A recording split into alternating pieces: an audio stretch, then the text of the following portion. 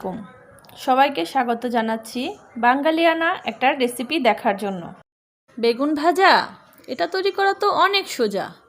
হ্যাঁ, সত্যি এটা তৈরি করা খুবই সোজা, কিন্তু তারপরেও কিছু টেকনিক থাকে যেভাবে করলে এটা অনেক সহজেই তৈরি করা যায় এবং খেতেও অনেক মজা হয়। যে টেকনিকগুলো অনেকেই হয়তো বাদ দিয়ে যান, যার ফলে তেলও লাগে বেশি আর তেমন মজাও হয় না। রেসিপিটির মূল উদ্দেশ্য হচ্ছে বেগুন ভাজির সহজ কিছু টেকনিক আপনাদের সামনে তুলে ধরা। তো চলুন চলে যাই রেসিপিতে। Let's start.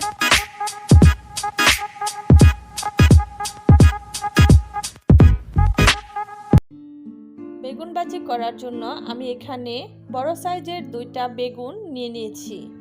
এখন প্রথমে আমি একটা চাকু দিয়ে বেগুনের এই অংশটাকে কেটে ফেলে দিব।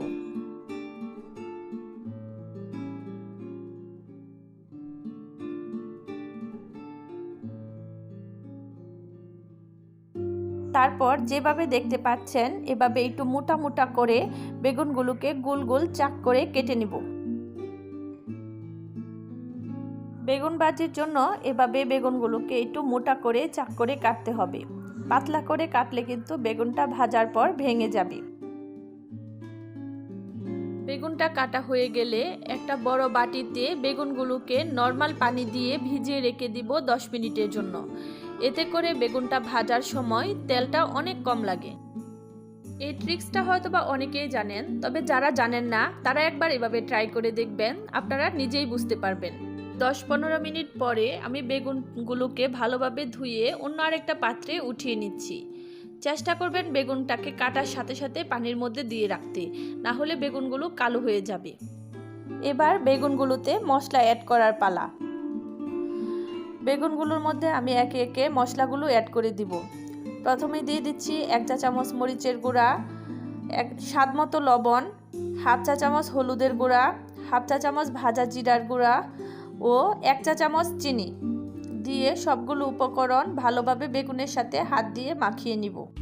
বেগুন ভাজার সময় অবশ্যই এই চিনিটা ব্যবহার করবেন, এতে করে বেগুনগুলো অনেক সফট হয় এবং বেগুনটা ভাজার সময় তেলের মধ্যে চিনিটা গলে সুন্দর একটা ক্যারামেলের কালার আসে এবং খেতেও অনেক মজা হয়। বেগুনগুলোর মাখার সুবিধার্থে আমি এখানে দিয়ে দিচ্ছি সামান্য পরিমাণ পানি। সবগুলো বেগুন ভালোভাবে মাখিয়ে নিচ্ছি।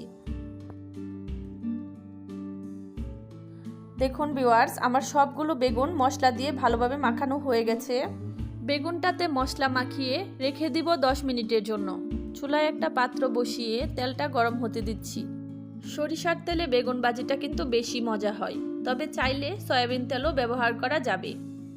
3 টেবিল চামচ সরিষার তেল খুব ভালোভাবে গরম করে যে বেগুনগুলো মাখিয়ে রেখেছিলাম সেখান থেকে একটা একটা করে নিয়ে তেলের মধ্যে দিয়ে দিব।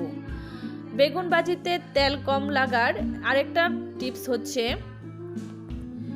তেলটাকে একদম হাই হিটে গরম করে বেগুনগুলো দিয়ে হিটটা কমিয়ে দিতে হবে।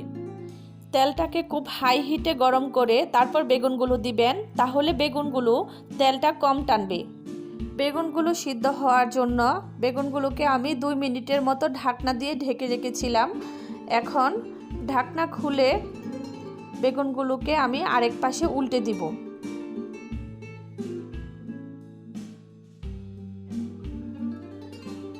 ঠিক 2 পাশ উল্টে পাল্টে ভেজে নিয়ে এরকম একটা কালার হলে বেগুনগুলোকে আমি উঠিয়ে নিব।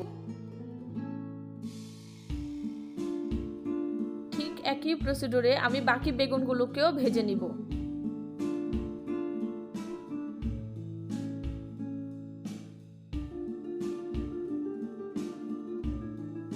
বেগুন ভাজি করতে কিন্তু বেশি সময় লাগে না।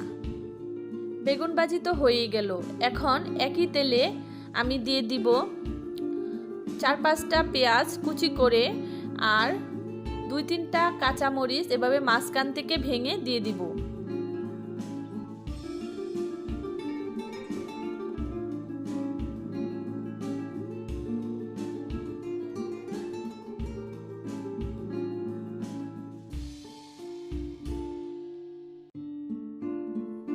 পেঁয়াজগুলোকে একটু সফট করার জন্য এর মধ্যে দিয়ে দিব সামান্য একটু লবণ। খুব বেশি ব্রাউন করে ভাজা যাবে না, সামান্য একটু সফট হলেই পেঁয়াজ মরিচগুলোকে আমি উঠিয়ে নিব। তৈরি হয়ে গেল আমার সহজ ও মজাদার বেগুন ভাজা। আজকের বেগুন ভাজাটা আমি পরিবেশন করছি গরম গরম ভাতের সাথে। গরম গরম ভাতের সাথে এই বেগুন ভাজা খেতে জাস্ট অসাধারণ।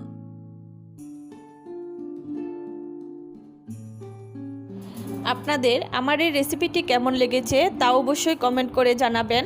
ভালো লাগলে আমার এই ছোট্ট পরিবারটিকে সাবস্ক্রাইব করে পাশেই থাকবেন। ভিডিওটি ভালো লাগলে লাইক ও কমেন্ট করবেন। আপনাদের লাইক ও কমেন্ট আমাকে অনেক বেশি উৎসাহিত করে। ধন্যবাদ সবাইকে। আজকের মতো এখানেই বিদায় নিচ্ছি। আল্লাহ হাফেজ।